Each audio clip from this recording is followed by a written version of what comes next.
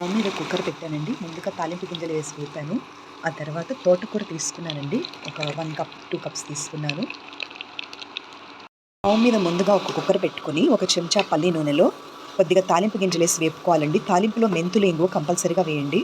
తర్వాత కొద్దిగా పసుపు వేసానండి. ముందుగా 2 కప్పులు తోటకూర తీసుకున్నాను. 1 కప్పు గోంగూర, 1 కప్పు బచ్చల కూర వేసానండి. 2 కప్పుల నుంచి 3 కప్పుల వరకు టమాటా ముక్కలు వేయండి.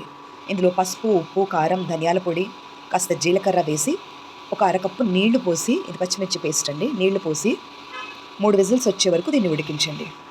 1 కప్పు సొరకాయ ముక్కలు కూడా వేసానండి. దీంట్లో 3 రకాల ఆకుకూరలు, టమాటా, సొరకాయ ముక్కలేసి కూర వండుతున్నానండి.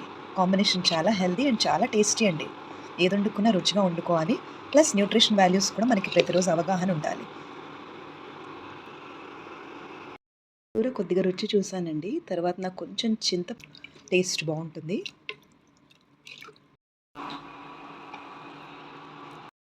ఈ సొరకాయ ఆకుకూర కూరలో వేయించి పొడి చేసుకున్న నువ్వుల పొడి దించే ముందు వేస్తున్నానండి టేస్ట్ కోసం. మీ దగ్గర పల్లి పొడి ఉన్నా వేసుకోవచ్చు. వేయించిన పల్లి పొడి కానీ, వేయించిన నువ్వుల పొడి కానీ వేసుకుంటే కూరలు రుచిగా ఉంటాయండి.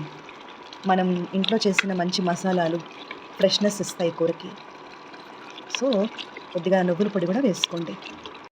కూర కొద్దిగా రుచి చూసానండి. తర్వాత నాకు కొంచెం చింతపండు నీళ్లు వేస్తే బాగుంటుందేమో అనిపించింది. అందుకే మళ్ళీ కొద్దిగా చింతపండు పిసికి ఆ వాటర్ వేసాను. మీరు కూడా అలాగే వేయండి, టేస్ట్ బాగుంటుంది. వేయించి పొడి కొట్టుకున్న నువ్వుల పొడి అండి. ఈ కూరలో కొంచెం నువ్వుల పొడి కూడా వేసాను టేస్ట్ కోసం. వేయించి పొడి చేసుకున్న నువ్వుల పొడి అండి. ఇందాక చేసిన ఆకుకూర సొరకాయ కూరలు, ఈ సొరకాయ ఆకుకూర కూరలో వేయించి పొడి చేసుకున్న నువ్వుల పొడి దించే ముందు వేస్తున్నానండి టేస్ట్ కోసం.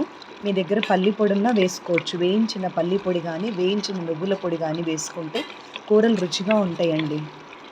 మనం ఇంట్లో చేసిన మంచి మసాలాలు ఫ్రెష్నెస్ ఇస్తాయి కూరకి. సో కొద్దిగా నువ్వుల పొడి కూడా వేసుకోండి. ఈ కూర దింపే ముందు వేయించిన నువ్వుల పొడి కానీ, పల్లి పొడి కానీ ఉంటే వేసుకోండి. కూర రుచిగా ఉంటుంది. నువ్వుల పొడి ఈ కూరకు బాగుంటుందండి సొరకాయ కాంబినేషన్కి. సో నేను అదే వేసాను. మీరు కూడా ఇలాగే కుదరాలనుకుంటే ట్రై చేయండి.